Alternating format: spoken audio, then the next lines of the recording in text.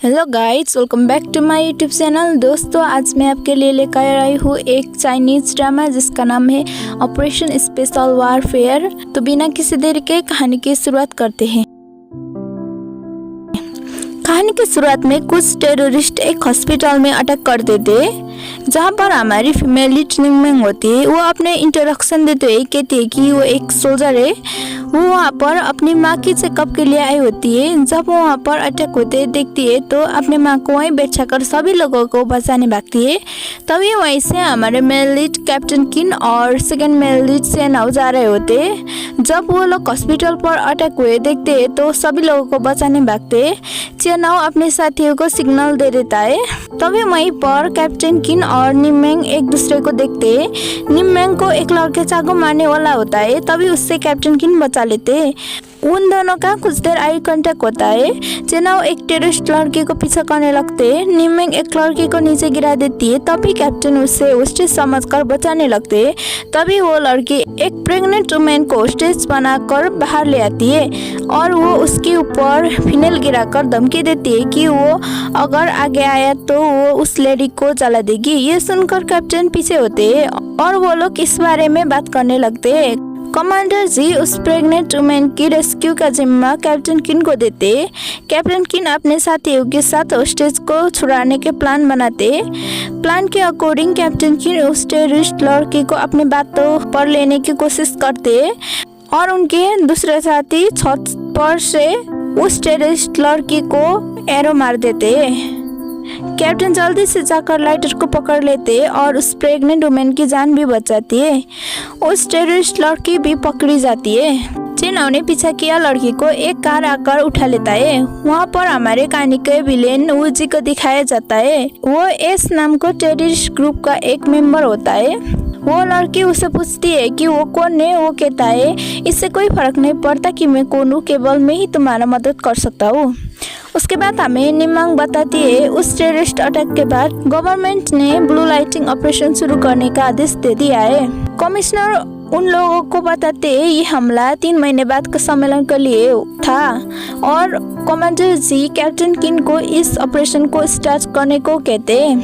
Captain किन कहते हैं हमने हॉस्पिटल में हुआ हमले में देखा था कि वहाँ पर पुरुषों से ज्यादा महिला टेररिस्ट थे। हमें इस ऑपरेशन में 8 महिला और 6 पुरुष सोल्जर को मिलाकर 14 लोगों को रखना चाहिए और एक महिला प्रशिक्षण वेंजिंग को रखना चाहिए। कमांडर जी और कमिश्नर उसे परमिशन दे देते और ये काम अच्छे से करने को कहते। उसके बाद कमांडर जी कैप्टन किन को 50 सोल्जर का सूची दिखाते। उस लिस्ट पर निमेंग को देखकर कैप्टन किन उन्हें निकालने की बात करते, लेकिन कमांडर जी उसे नहीं हटाते। नेक्स्ट सीन में ग्राउंड में उन 50 सोल्जर कैप्टन किन और वेंजिंग को दिखाया जाता है। वहाँ पर कैप्टन किन अपना परिचय देते हैं। उनको देखकर कुछ फीमेल सोल्जर हैंडसम कहती है। निमेंग कैप्टन किन को हेलो करने की कोशिश करती है, लेकिन कैप्टन उसे इग्नोर कर देते। वो बहुत स्ट्रिक्ट होते और उन लोगों की अचीवमेंट्स की कागज को दिखाकर उसे फेंकते हुए कहते हैं कि तुम लोगों को अच्छे से ट्रेनिंग करना होगा और ये भी कहते हैं कि जो ट्रेनिंग नहीं कर सकता वो यहाँ से जा सकता है, लेकिन वहाँ से कोई भी नहीं जाता है। तभी कैप्टन कहते इस सवाल पर आप सभी की बैच लगी है। इनमें से 14 लोग ही ऑपरेशन का कमांडर बन सकता है। आप लोगों को पहले कुछ टेक्स्ट देना होगा कहते। कुछ देर बाद उन लोगों का टेक्स्ट शुरू हो जाता है। वेंजिंग कैप्टन किन को कौन कौन किस काम में अच्छा है बताती है। सबसे पहले यांगसू की बारी आती है। वो पास हो जाती है, जो शूटिंग में माहिर होती है। उसके बाद सुरंगडंग की बारी आती है। वो एशियन मिक्स मार्शल आर्ट की मास्टर थी, वो भी इस टेस्ट पास कर लेती है। उसके बाद टोंग मियाओ की बारी आती है। वो हैकिंग में जीनियस होती है, वो भी इस टेस्ट पास कर लेती है। उसके बाद गुई जियावे की बारी आता है। वो किसी भी चीज को एनालाइज करने में मास्टर होता है, वो भी टेक्स्ट पार कर लेता है। लिसिसी जो लिप्स रीडिंग कर सकती है, वो भी इस टेक्स्ट में पास हो जाती है। डू सिंग याओ जो ड्राइविंग में बहुत अच्छी है, वो भी टेक्स्ट में पास हो जाती है।